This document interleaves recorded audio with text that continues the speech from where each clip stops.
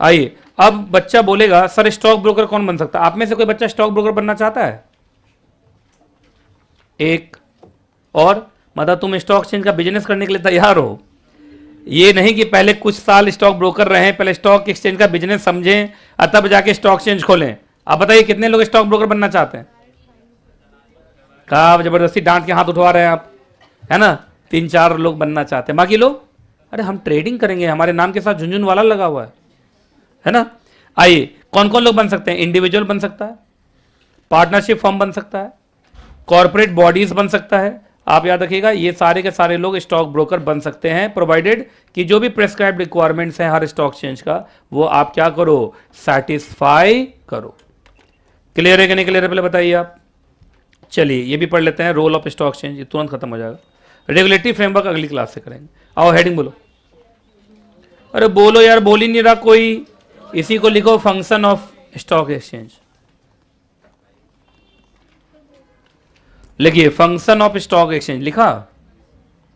आइए इधर देखो, सबसे पहले बताइए क्या इनके वजह से ही ये मार्केट हमेशा कॉन्टिन्यूअस मोड में रहता है? कॉन्टिन्यूअस मतलब जब चाहो शेयर खरीद लो, एंट्री मार लिया, और जब चाहो शेयर बेच के एग्जिट मार लिया। तो क्या ये मार्केट कभी रुकता है या ये मार्केट चलता रहता है?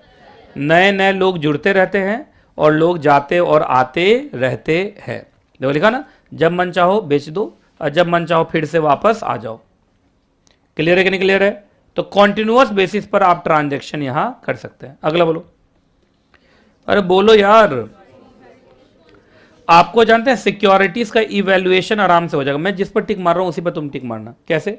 अच्छा, शेयर्स का दाम घट रहा है तो क्या तुम्हें ऐसा लग सकता है कि सिक्योरिटीज कमजोर है, मतलब कंपनी कमजोर है? बोलता ही नहीं है कोई। अगर सिक्योरिटीज का दाम बढ़ रहा है तो क्या तुम्हारे दिमाग में एक इवैल्यूएशन आ सकता है कि कंपनी मजबूत हो रही है?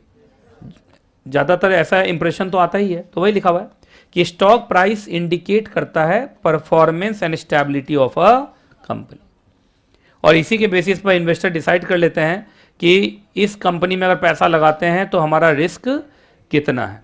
एपेटाइट का मतलब भूख, भूख भूख है ना, खाने पीने का भूख होता है, ऐसे रिस्क का भी भूख होता है।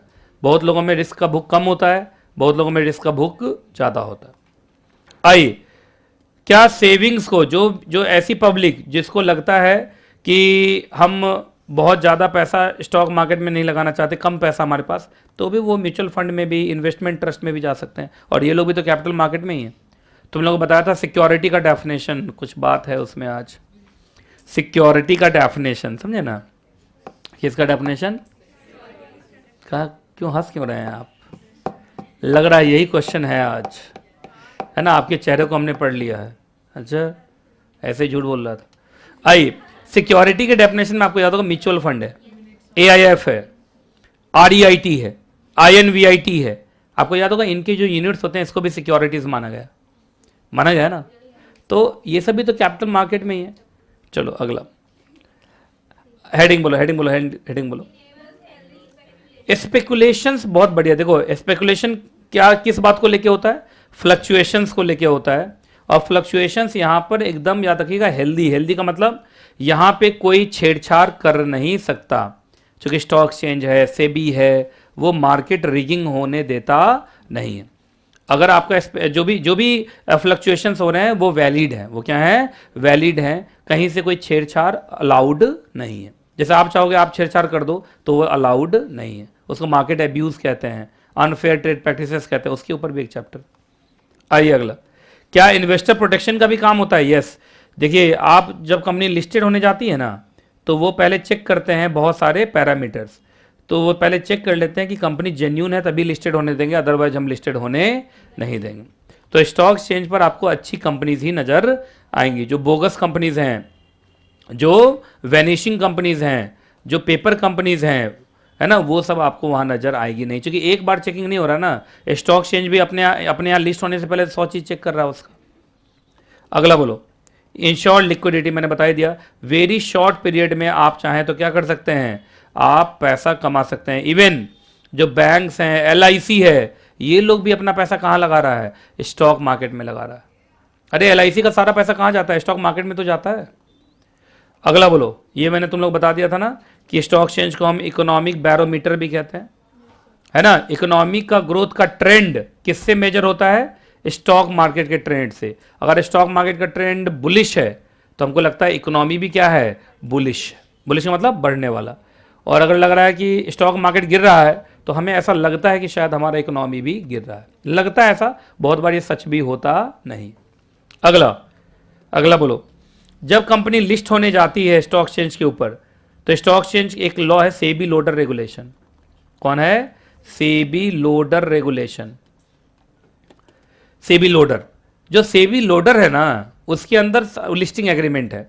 और आप लोगों को मैं पढ़ाऊंगा वो सेकंड बुक में अपने, मतलब ये तो सिक्योरिटी लॉ वॉल्यूम फर्स्ट पर है ना, सिक्योरिटी लॉ वॉल्यूम सेकंड भी मिलेगा अभी।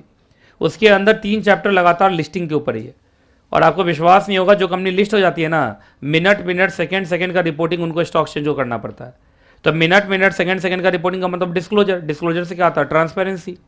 तो क्या जो कंपनी लिस्टेड होती है वो ट्रांसपेरेंट रहती हैं? बोलो।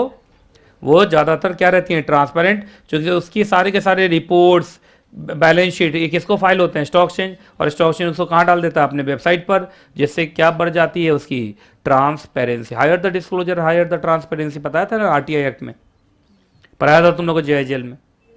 अगला, आज बताइए, ऑनलाइन शेयर ट्रेडिंग होने की वजह से कोलंबिया में मालूम चला मिस शकीरा बैठी हुई है, क्या वो भी इंडियन कंपनी का शेयर खरीद सकती है? तो क्या फॉरेन कैपिटल भी भारत में आना बहुत आसान है? अब फॉरेनर को आने की जरूरत नहीं, पैसा भेज दो काम चल जाएगा, है कि नहीं। अगला, उसके बाद सबसे बड़ी बात है, जितने भी स्टॉक एक्सचेंजेज में ट्रांजैक्शन होते हैं वो वेल डिफाइंड रूल्स और रेगुलेशंस, बाईलॉज इनके थ्रू होते हैं। तो आप इस पर विश्वास कर सकते हैं। आप स्टॉक मार्केट को सट्टा मार्केट मत बोलिए, ये पूरा रेगुलेटेड मार्केट है कि नहीं।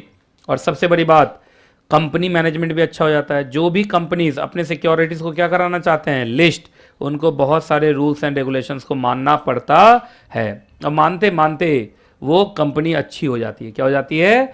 अच्छी हो जाती है। क्लियर है?